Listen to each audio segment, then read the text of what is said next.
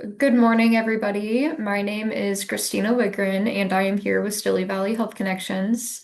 Thank you for joining us this morning for our budget-friendly webinar on spices and sauces. For everyone who is joining us live this morning, please note that this class is set up in a Zoom webinar format.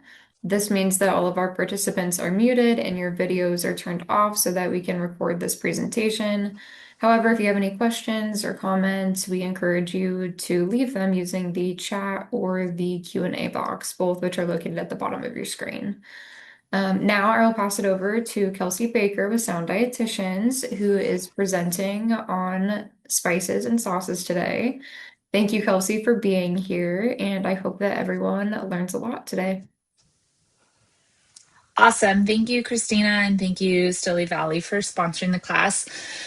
She mentioned July's topic for the budget friendly series is all about spice blends and simple sauces. So, ones that we maybe typically buy in the stores, but we can very easily make at home and save quite a bit of money. And it's a fun, different things to experiment with. So, what we will cover today is why we should make our own blends and sauces and how we can save money, building a budget friendly spice pantry, cost comparisons. So, just looking at homemade versus the store bought.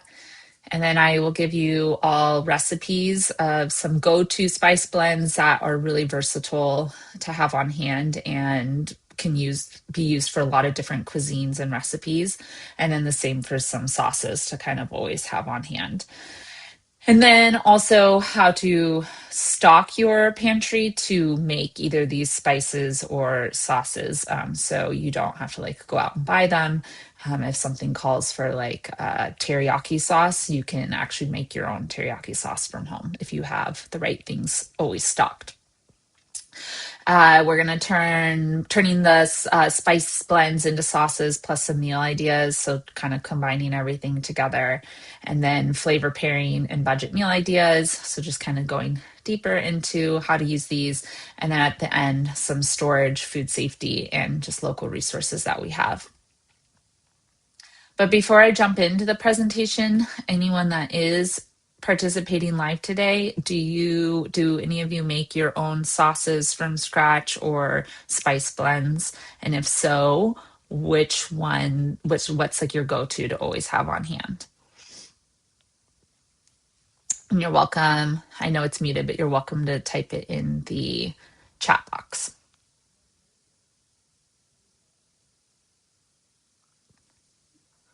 Oop. Okay. Taco seasoning from scratch to avoid excess sodium. I love that. And that is something, thank you, Edward, for sharing. That is something that I will be sharing a recipe for. So I'm curious to see if our blends are the same. There's obviously variations out there. And for a lot of people who are watching their sodium intake, spices and canned goods are the biggest probably culprits for excess sodium. So when we make our own, this is a way to control that ingredient. So thank you. That's a great example. Okay. So we will just jump into it. So making your own blends and sauces. So you can save up to 86% versus the store-bought spice packets. And we'll do more of a cost breakdown here in a minute.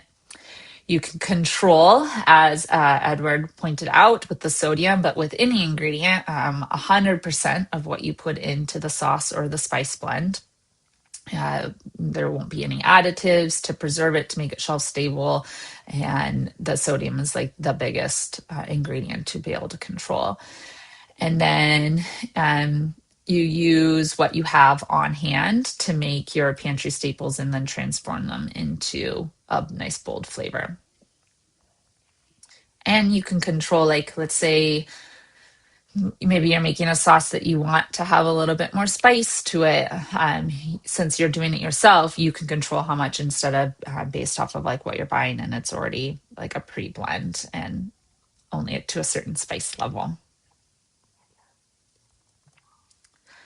Okay, so these are some examples of essential items to kind of always have on hand and that you would maybe buy from like a bulk bin or in like the small packets that you sometimes see at like different international stores, then they're a lot less expensive than buying a jar or the plastic container of the spice.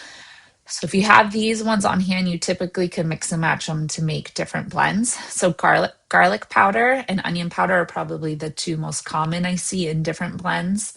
And then paprika is really popular. It adds a smokiness and depth and color. Cumin is also really popular, especially in Mexican and Indian dishes, and even like seasoning meats, I would say, like in a steak seasoning or something like that. Chili powder, again, it's key for flavor, but it's not spicy, kind of like the smoked paprika gives it a little bit more like maybe a smoky flavor. Dried oregano, you'll see this in a lot of your Italian and Mediterranean blends, but also even in um, different seasonings for like meat as well. Black pepper is very universal and doesn't add extra spice, but it does add a little heat. But not you're not going to like be like burning your tongue as you would with the next ingredient, cayenne pepper. So this one you can really adjust to make something as spicy as you want. Cinnamon, it always adds kind of a warmth and a depth, especially when we're talking about baking.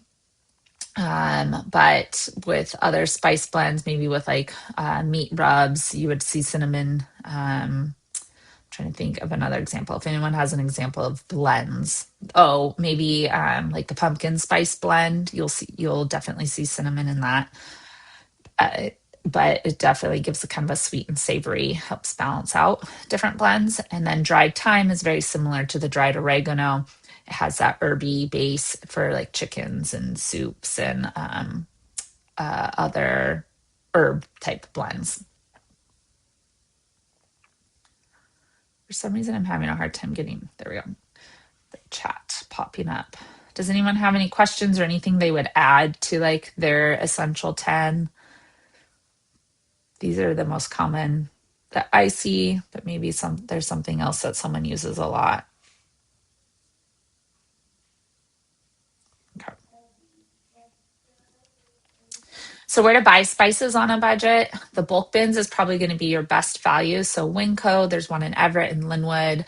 You can buy it by the ounce. However, you can buy it by, you can just do like a little teaspoon, however much you want to buy, but it's very, very convenient. Fred Meyer used to have bulk bins, but I don't know if all locations have now changed over to where everything is pre-packaged since COVID. Um, I need to get back in and see. I know for like the nuts and seeds, they prepackage everything, but maybe you can still buy the spices. You only buy what you need. Usually they're between 50 cents and $1 will get you enough for like a full jar to keep on hand for any blend. Um, and then international ethnic stores, like I mentioned earlier, you'll find those often 3 to 5 times cheaper than like the name brand spice that you see at the stores. You can get really large bags of cumin, turmeric, paprika for a fraction of the price. And they're usually sold like on the racks in the little plastic bags with a cardboard top to tell you what it is. Grocery outlets, another really great place to get different spices, sauces, and condiments. And then you can their stock there kind of changes on a weekly basis. So it's worth checking regularly to see what great deal they have in, and then maybe you can buy in bulk there. And then Dollar Tree and dollar stores, you'll often find garlic powder, onion powder, cinnamon, chili powder, and they're usually in those plastic standard size containers for about $1.25. This is just a really nice way to be able to stock your pantry and get those 10 essentials on board. I would say my favorite though, and for quality, would probably be Winco. So just to break down some cost comparisons, if you were to buy taco seasoning, let's say McCormick, I feel like that's the most popular one that we see on the shelves. You can spend anywhere from $4 to $5 per packet. It's one use for like 1 or 2 pounds of meat, and contains a lot of different fillers to keep it shelf stable for a really, really long time and not stick together. and clump up. It's extremely high in sodium, and then you use it that one time and you're going to have to buy it again. And tacos is like one of those really great, convenient weekday meals. That in a pinch, if you already have the meat pulled out and you're trying to figure out what to make, it's so nice to be able to make the meat up really quickly.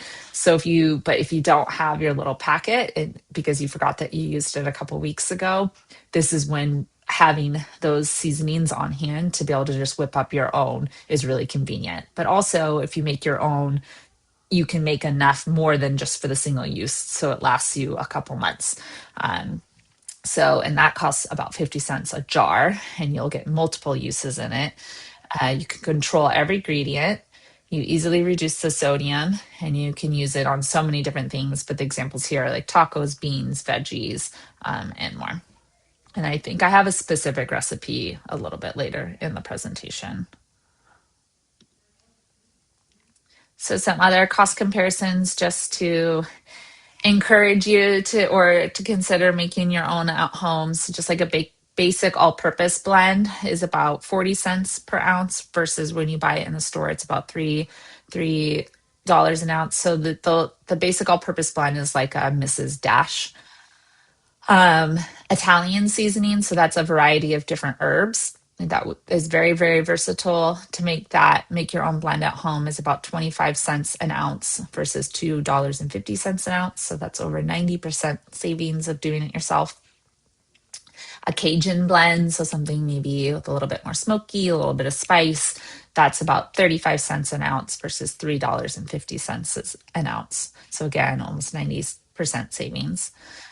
And I know these numbers aren't big numbers, but over time it does add up. And I know when we go to the grocery store and maybe we have our pre-made list that we've talked about having, and you're out of a few spices, like all of a sudden we could be spending up, if we have to buy 3 different ones in the pre-made jars, we could be spending up to like $9 or $12 extra when that money could be going towards something else. So it does add up over time. And I feel like these days, just with everything being so expensive in the grocery stores, like any little bit can count and make a difference over a longer period of time. Chili seasoning, again, you can see the breakdown. And then I think something that's become more popular in the last few years is the everything bagel blend that has like poppy seeds and onion and garlic and some salt. I'm trying to remember what else is in there. I think that's the base is about 30 cents an ounce to make yourself. You can even buy poppy seeds in the bulk section versus $2.50 an ounce. And that these prices are based off of either using bulk bins at Winco or going to more of like an international type store, like an Asian market or a Mexican type market. So here are the recipes as promised for some of the go-to spice blends that are really versatile.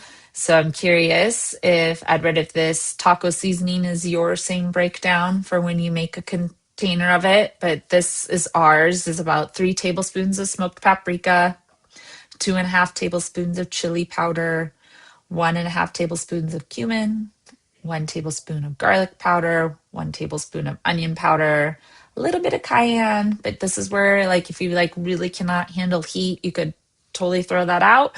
Or if you like a little extra spice, then you can add more in. So it's really, really up to you. And then some oregano and some salt. And then you'd use about 2 tablespoons per pound of meat or beans or veggies that you're cooking up. And then you can see the Cajun blend. The little difference here is they have some thyme in it. And then they don't do the chili powder versus the taco seasoning. So a little bit more paprika, a little bit more garlic, and gives it more of that Cajun-y flavor. And then the Italian seasoning, you can see it's many different types of dried herbs. The 3 tablespoons of basil and oregano are the ones in the largest amount. And then you add some rosemary, some thyme, and some parsley, and then a little bit of garlic powder. And this is really nice for any kind of pasta sauce, pizza. I really like to do chicken with just a little bit Italian seasoning olive oil, and then I'll add even extra fresh garlic or jarred garlic to it, and then just let that marinate for a while and for like 30 minutes to an hour, and then throw it in a pan or roast it. And it's really easy, and you're using this spice blend to do most of the flavoring. And then your all-purpose blend is some garlic, some onion, some paprika, some black pepper. I even in my all-purpose blend, instead of the paprika, is where I do dried lemon. I really like a lemon pepper blend. I think that flavors a lot, is really versatile. But again, you can change it up based off of what you like to cook and what flavors your household enjoys.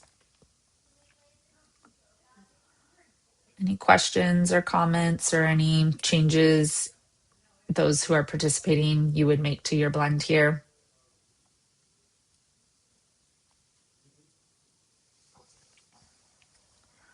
Okay. So mixing and storing your spice blends just so we can get the flavor ratio correctly and have them last a while is you want to measure everything out. I mean, you could eye it, but this way you know the flavor, you're getting the right flavor profile. You would want to follow kind of the recipe. And then you combine it all in a bowl and whisk thoroughly with either a fork or a whisk if you have one. And this just breaks up any clumps and it evenly mixes the different spices throughout to create that consistent flavor. You want to use an airtight container, so you could do like mason jars that have the screw-on lids, or even it could be the metal ones with the screw-on. You could recycle a spice jar, so maybe you're getting low on your Italian seasoning. Maybe you're getting low and you're like, okay, this is the one I'm going to start doing and making myself. Save that jar and then just repurpose it.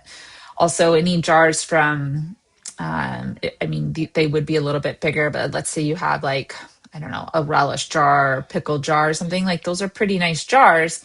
And we just like recycle them, but you could repurpose them and reuse them for adding your spices too. Glass is ideal, as plastic does over time absorb the odor of the item. So you'd have to keep using it for the same spice blend. It stains over time. I mean, it definitely can work, and I know Winco sells the plastic ones for very little amount. So if you're starting from scratch, you don't really have any containers, you can definitely get those. But just be creative and maybe save some jars as they run out, and ask yourself, how can I reuse this? You want to label with the date, and maybe even what it is that you put in there. So write the name down and date it and when you made it, and just know that the peak flavor usually lasts 4 to 6 months. You're welcome to use it longer, maybe even up to 12 months. Just know over time the flavor does fade, and you might have to use a little bit more than a recipe's calling for. Or it might just not be like as strong of a flavor. You want to store it away from heat and light, so definitely up in some kind of cabinet away from the stove. I think it's tempting to have everything right by the stove top, but all that heat, and same with like your cooking oils, that can take away the flavor pretty quickly. And then for your oils, it can make your oils go rancid. So it's really important to store those all away from the heat in a cool, dark cabinet, and maybe hopefully close by for convenience. Also, drawers work really nicely, and you can maybe even, if you have the space in your kitchen, using one drawer to like pop out, and all your spices are in there. I thought I saw something pop up here. Okay. Let's see.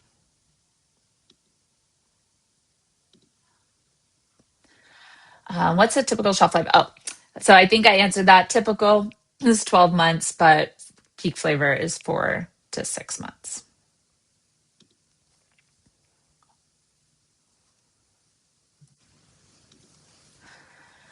Okay, so from spice blend to sauce. So, how can we use these spice blends once we've made them to then make some sauces to have on hand or in the moment because you're like making spaghetti or something like that? So, really, a sauce is just a spice blend plus any type of liquid that equals a sauce. And then maybe you add something to thicken it, whether it's cornstarch or arrowroot powder, mustard, even in some can act as a way of mix of thickening. Um, but for example, to make like a quick enchilada sauce or a taco sauce, you would use your taco seasoning blend plus some tomato paste and a little bit of water, and then you have your taco sauce. If you want to make like a marinara pasta sauce, you just use your Italian seasoning plus some canned crushed tomatoes. Maybe even add, if you want like a little bit something thicker, you could add a can of tomato paste to that as well. But then you have that marinara pasta sauce that you typically buy in the big jars that have a lot of sodium in it and are tend to be more expensive than what this would cost you. To make kind of like a butter sauce for maybe some pasta or some seafood, just use your Cajun blend plus some butter and garlic and mix that all together. Heat it and probably mix it all together. And then an all-purpose blend plus soy sauce and brown sugar would give you like a quick stir-fry sauce. I have more examples coming up, but does this inspire anyone, or is there a favorite sauce that you like to make from scratch?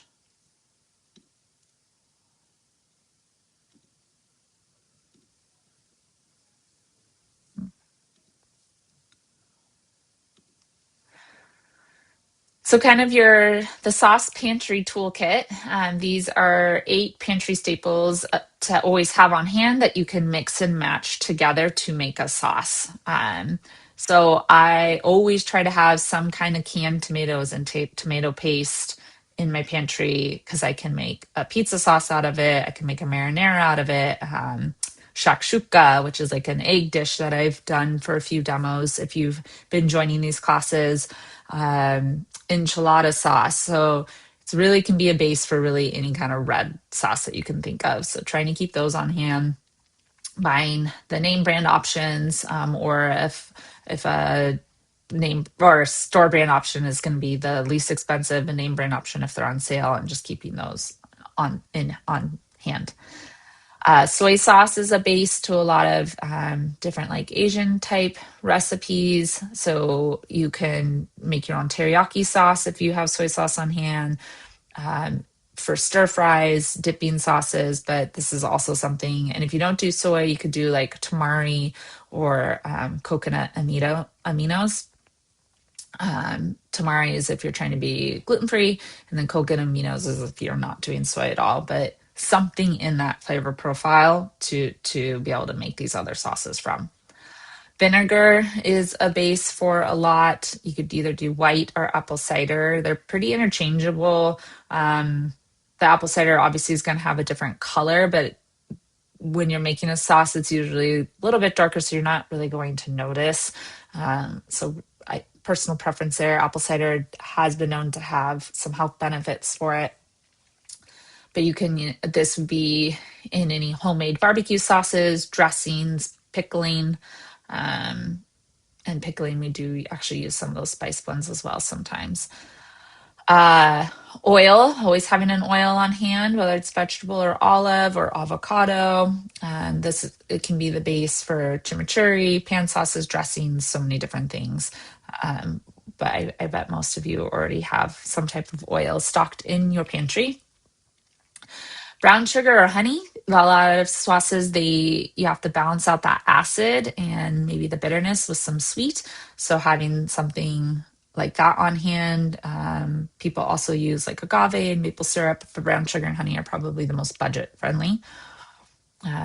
Then some examples listed here were the barbecue sauce, teriyaki, or sweet and sour, but there's many, many others, dressings, salad dressings that you would need the sweetener for to kind of balance it all out. Cornstarch, or like I mentioned, arrowroot powder are your most common thickening agents to make like your teriyaki sauce or a gravy a little bit thicker. Broth is really nice, or those bouillon cubes, um, to make kind of to have as a base for soups or pan sauces, gravies, pasta sauces. So just always having a little bit of those on hand uh, is really convenient. And then butter, like any butter type sauces that you're going to be adding your seasonings to.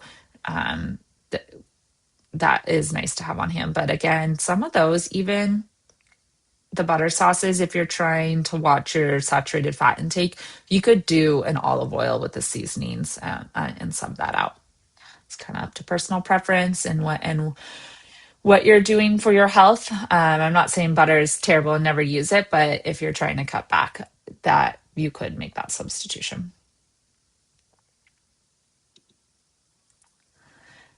So, just some cost comparisons again. If you were to make 1 cup of teriyaki sauce at home, it's about 59 cents versus $3 to $4 per bottle. So, that's an 80% plus savings. Marinara and pasta sauce, I feel like this is a really common one to make. A big full batch would be about $3.22 versus $5 to $6 a jar. It's about half the savings there. Barbecue sauce. It's really fun to make barbecue sauces because you can do a lot of different flavors. But homemade, about $1.46 versus $3 to $4 a bottle at the grocery store. And then enchilada sauce, about $1.32 homemade versus $3 to $3.50 per can. And this information came from, I think, in past presentations, but just in case you guys haven't, there's some new people joining. Budget Bites is one of my favorite go-to online resources for recipes and ways to save money in the kitchen. Okay, so to break it down, if you don't have a sauce, a teriyaki sauce at home, but this is one that you're thinking like, oh, I could make that, and that's something I would use frequently. This is a recipe for you. I did send the slides over to Christina. There was a little formatting error, so I'm going to fix that, and then she'll resend those out to you after the presentation, just so you guys have these recipes, or you can screenshot it. But the base for a typical teriyaki sauce is 1/4 cup of soy sauce, 3 tablespoons of brown sugar, 1 clove of minced garlic, some grated ginger, about a teaspoon, and some water. And then you're going to mix that all together, and then you'll add your tablespoon of cornstarch and water at the end to thicken it up. And it comes together very quickly, and you can keep it in the fridge for, I would say, quite some time, because you have some sugar in there as kind of a not stabilizer, but a way to hold it. So I would say at least 3 months this would hold in your fridge. And very versatile. You can use it as a marinade for different meats, especially like salmon or chicken or tofu. You can throw it within a stir fry or put it on top of some rice, or use it just as like a dipping sauce.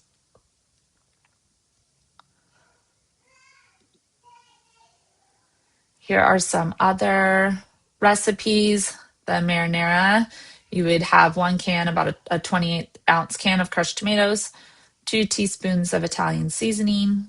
So we're reusing the seasoning blend that you made earlier, 3 cloves of garlic, and then some olive oil, salt, and pepper to taste. And you just mix that and saute it all up in a pan and let it simmer just to bring out some of the flavors for at least 15 minutes.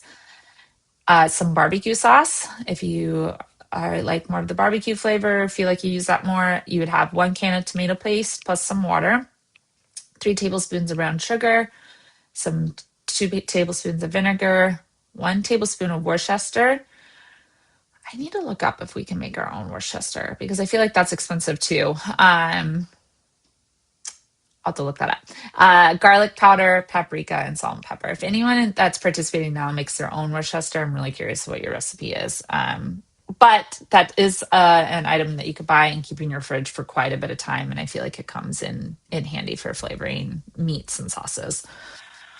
An easy enchilada sauce would be oil, flour, chili powder, garlic, cumin, oregano, and then having that chicken broth or vegetable broth. I always try to keep some kind of broth on hand to throw together, whether it's for soup or a sauce. And then a quick stir fry sauce is soy sauce, brown sugar, cornstarch, garlic powder, ginger, and water. So you can see in all of these, there's a lot of overlap, and you'll be repurposing a lot of these items that you would stock in your pantry.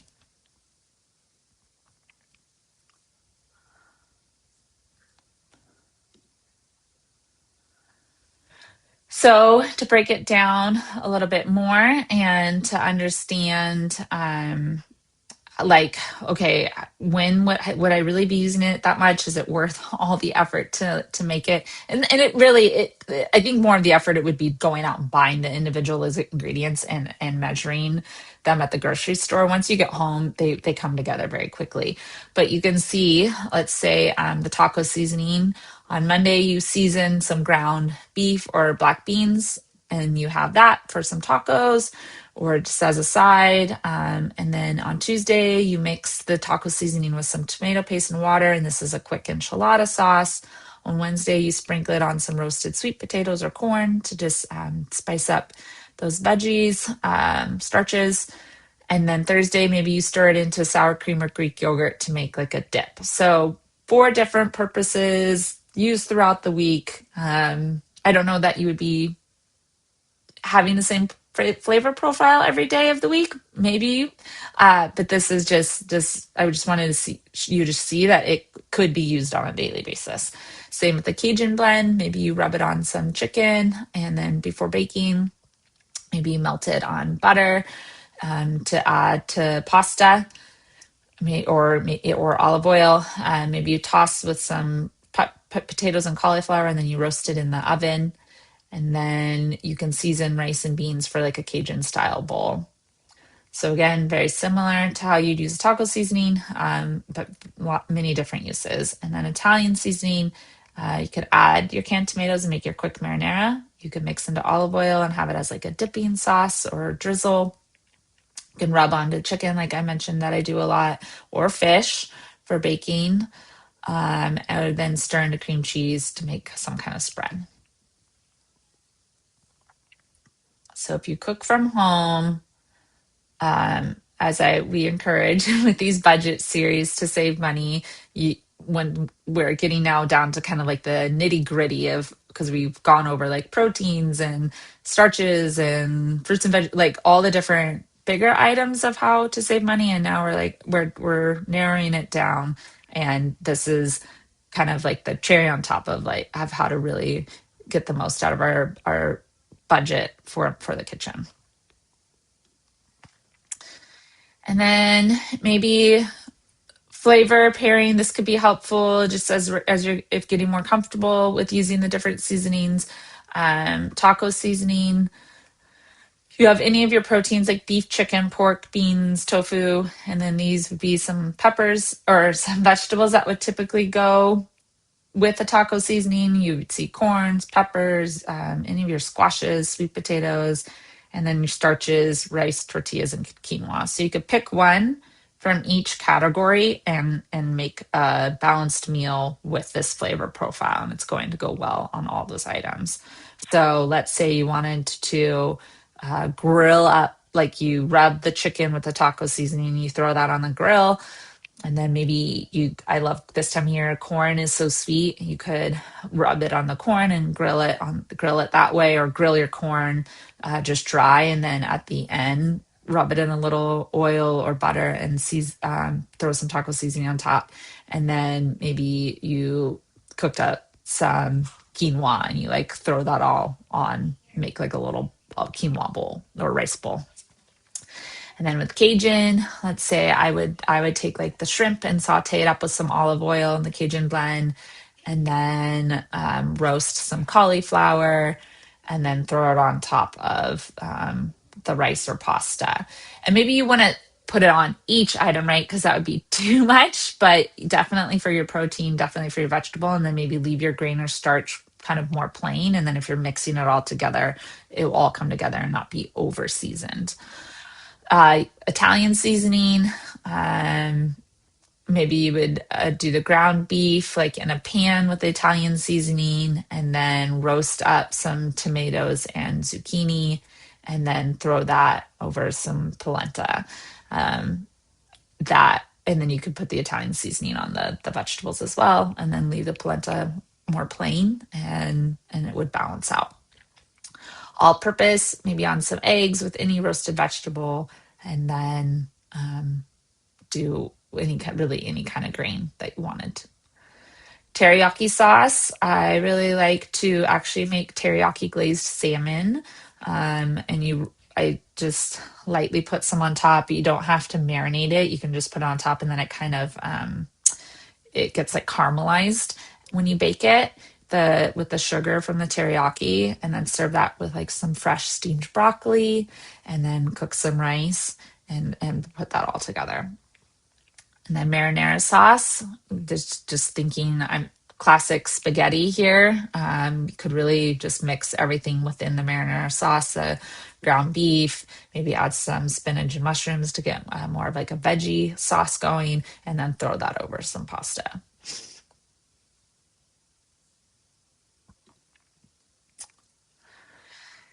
And these are just some more meal ideas just to help inspire you, and but with a cost breakdown, so you can really see like a teriyaki rice bowl. If you were to make it at home, it's about $1.50 per serving. If you're making your own sauce, you're making your own spice blends. um, you take I think this where Costco really shines is you can buy their frozen veggies in the big bags, and then get steam up some rice, and then either do an egg or some canned chicken, and it can come together really quickly, and then you have your own sauce. Versus I think they sell teriyaki rice bowls there in like a 6 pack. I'm trying to remember how much. It's definitely more than $1.50 per serving. And even at Costco, like those teriyaki chicken bowls are a good deal, but it compared to like maybe buying a single serving from a different grocery store or getting it as takeout. I think I had takeout teriyaki a couple weeks ago, and I was just shocked at how expensive it's getting. I think it was like $15 or something for chicken rice and like the little salad. And again, you can control like what's going into that sauce. The ones that you're buying from the grocery store that are in the frozen section, there's probably a ton of sodium. So this is really, yes, there's a little bit more time that goes into it, but if you put the work up front, this can come together very quickly and for a lot less money. To taco bean bowl, similar to the teriyaki rice bowl, you're just using your different seasoning mix. And then you can pick your protein, you can throw on some fresh veggies. You don't have to do meat. Your protein can be plant-based protein, like the beans that this example is showing you. But that's about 75 cents a serving, versus if you were to get this something similar at a Mexican restaurant is definitely going to be $6, $7, $10, depending on how big it is and where you go.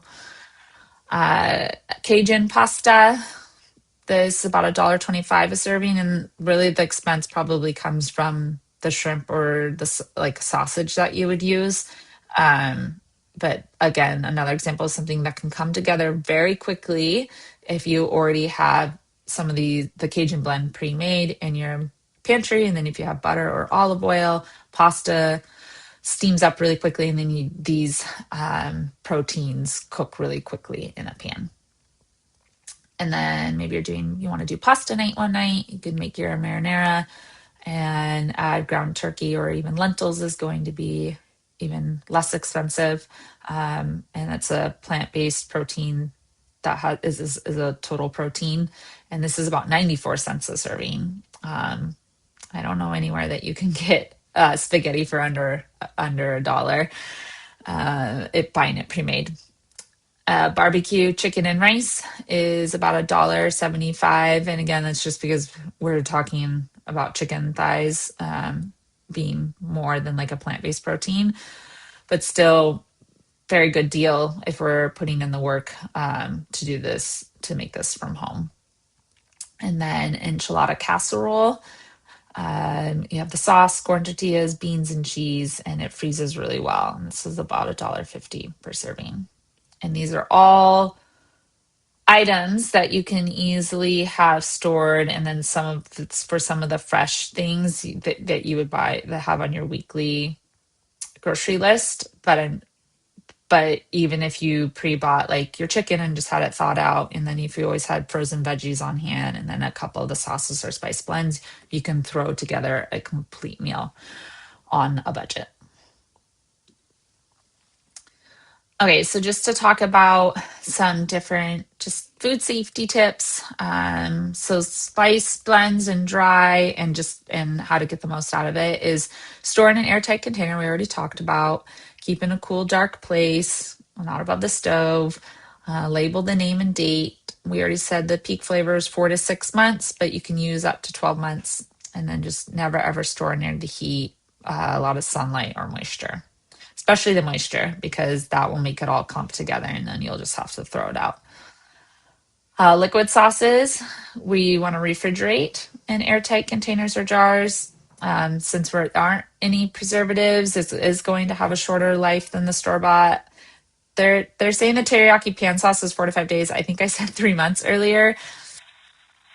I mean, to be safe, we could do it this way, but I do think it with the sugar in there, it can last longer. Just always check, make sure you really seal that jar. Maybe I was being too bullish earlier with the 3 months, but I think it can last a couple weeks. Tomato-based sauces, 5 to 7 days in the fridge. Uh, you could freeze them in zip bags or ice cube trays, and then really thaw, especially with the ice cube trays, you can thaw it out really easily and just pop those into a pot and then let it heat up. And then frozen sauces are good for 2 to 3 months.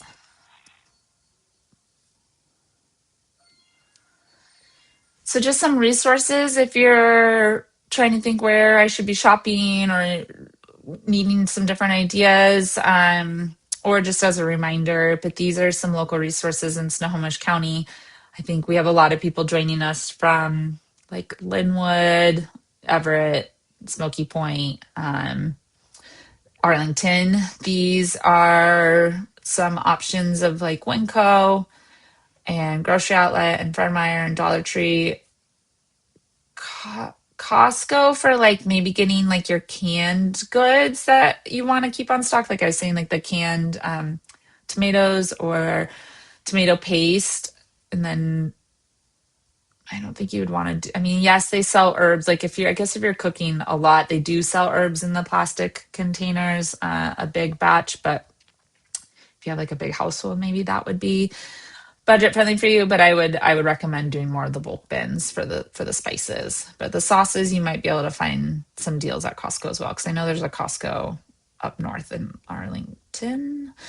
And then if you are needing some more support, their community food support, there's the food bank in Stilly Valley, which is in Arlington, Snohomish County Food Bank Coalition. If SNAP and EBT can be used for a lot of the pantry staples, including spices at Winco, Grocery Outlet, and Fred Meyer. And then the WIC program covers mini pantry basics for eligible families. So just look into that if you haven't been using it for items like this, or that these are some good resources and options. And then recipe and cookie resources, like I mentioned, Budget Bites. It's my favorite website. I highly recommend checking it out. Arlington City Library, they have a lot of cookbooks, magazines, and cooking videos. And then Stilly Valley Health Connections with the cooking demos and nutrition classes.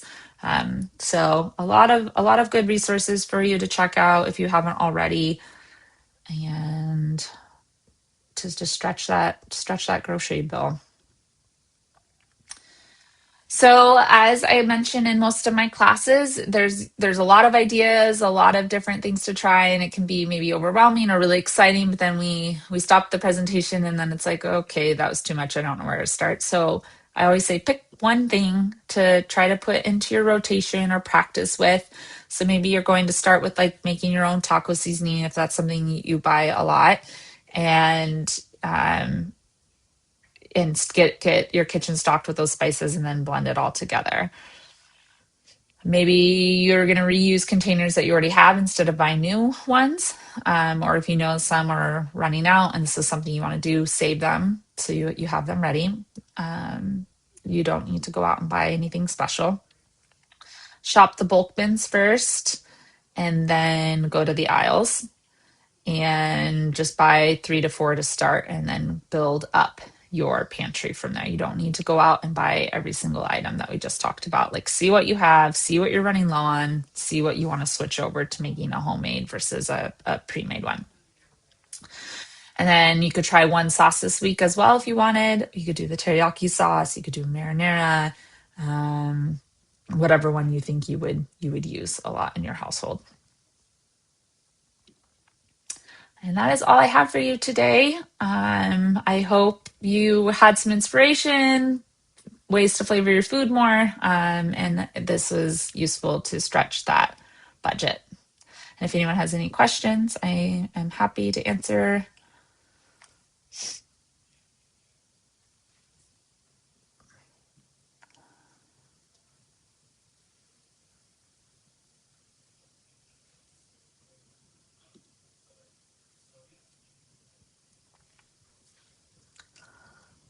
Hi, Kelsey. Thank you so much. That was another great budget-friendly class.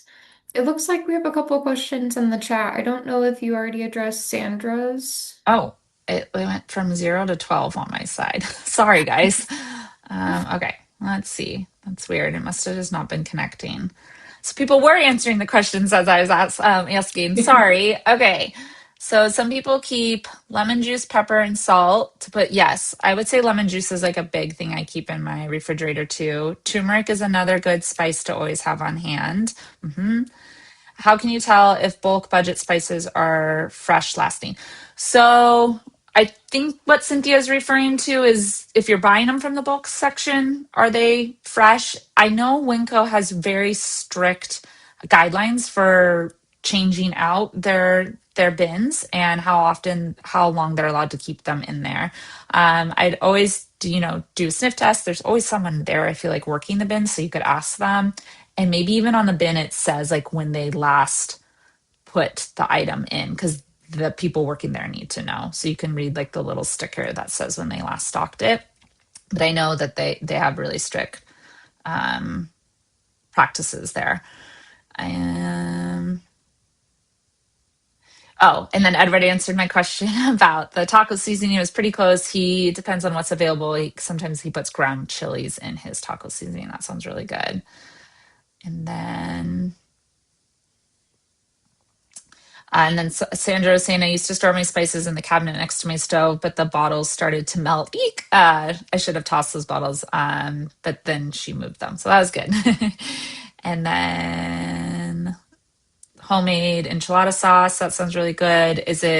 I know a homemade one that takes a long time to make and is probably a lot more complicated than the example I shared.